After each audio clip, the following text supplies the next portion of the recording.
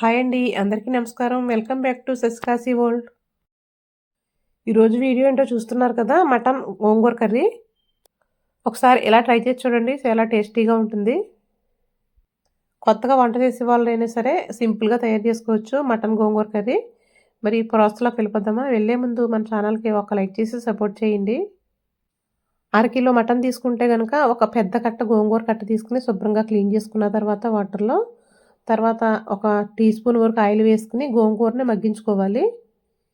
బాగా స్మాష్ అయిపోతుందన్నమాట మనకు ఒక 5 నిమిషాలు ఉడికించుకుంటే. ఈ విధంగా మెత్తగా అయ్యే వరకు ఉడికించుకుని తీసుకుని పక్కన పెట్టుకుందాము. పుల్లటి గోంగూర తీసుకోవాలి. కాడలు ఎర్రగా ఉంటాయి చూడండి, ఆ గోంగూర తీసుకుంటే బాగుంటుంది. తర్వాత స్టవ్ పైన ఒక కుక్కర్ పెట్టుకుని ఒక 2 టేబుల్ స్పూన్ల వరకు ఆయిల్ వేసుకుని ఒక కప్పు వరకు ఉల్లిపాయ ముక్కలు సన్నగా కట్ చేసుకుని వేసుకోవాలి. ఈలోపు మనం మటన్ క్లీన్ చేసుకుని పక్కన పెట్టుకోవాలి. ఒక 4 పచ్చిమిరపకాయలు కూడా వేసుకుని ఈ ఉల్లిపాయ ముక్కలు బాగా మగ్గించుకోవాలి. బాగా వేగిపోయిన తర్వాత ఒక టేబుల్ స్పూన్ వరకు అల్లం వెల్లుల్లి పేస్ట్ వేసుకోవాలి. కొంచెం తగ్గించి వేసుకున్నా పర్వాలేదు, గోంగూర కాబట్టి. మామూలు దాంట్లోకి అయితే కనుక మటన్ కర్రీకి ఒక టేబుల్ స్పూన్ ఖచ్చితంగా పడుతుందన్నమాట. అల్లం వెల్లుల్లి పేస్ట్ ఎక్కువ ఉంటేనే బాగుంటుంది మటన్ కర్రీకి. తర్వాత ఒక టేబుల్ స్పూన్ వరకు ధనియాలు, కొద్దిగా జీలకర్ర, ఒక 4-5 లవంగాలు, కొంచెం దాల్చిన చెక్క పొడి చేసుకుని ఉంచుకోవాలి. ఇప్పుడు శుభ్రంగా క్లీన్ చేసుకున్న మటన్ వేసేసుకుని ఒక 10 నిమిషాలు వేయించుకోవాలి. మంటని మీడియంలో పెట్టుకుని కలుపుకుంటూ ఉడికించుకోవాలి. అప్పుడు మనకు పచ్చివాసన లేకుండా బాగుంటుందన్నమాట. తర్వాత ఒక టమాటా కట్ చేసుకుని వేసుకుని ఇవన్నీ కూడా కొంచెం మగ్గించుకోవాలి. ఒక 10-15 నిమిషాలు మగ్గించుకుంటే కనుక మనకి త్వరగా ఉడికిపోతుంది. కర్రీ అనేది టేస్టీగా ఉంటుంది. తర్వాత కొంచెం పసుపు, ఒక 3 టేబుల్ స్పూన్ల వరకు కారం పడుతుంది.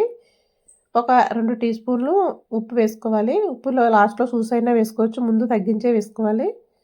తర్వాత మనం గ్రైండ్ చేసుకున్న మసాలా పొడి ఉంది కదా, దాన్ని కూడా వేసేసుకుని ఒకసారి బాగా మొత్తం అంతా కలిపేసుకోవాలి.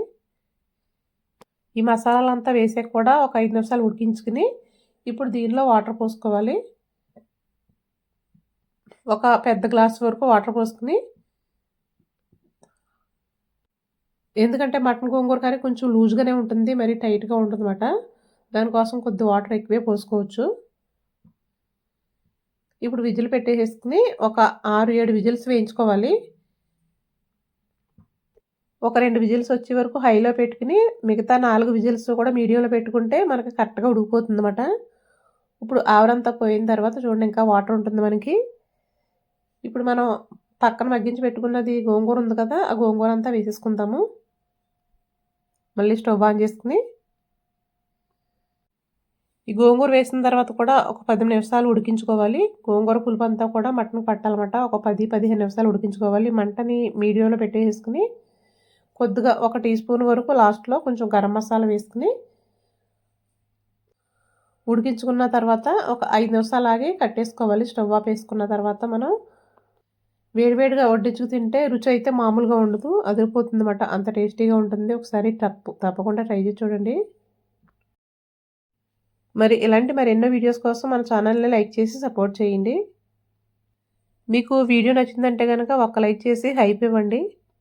మీరు ఇచ్చే లైక్ వల్ల మన ఛానల్ గ్రోత్ అనేది పెరుగుతుంది. మోర్ వీడియోస్ కోసం please subscribe. Thank you for watching.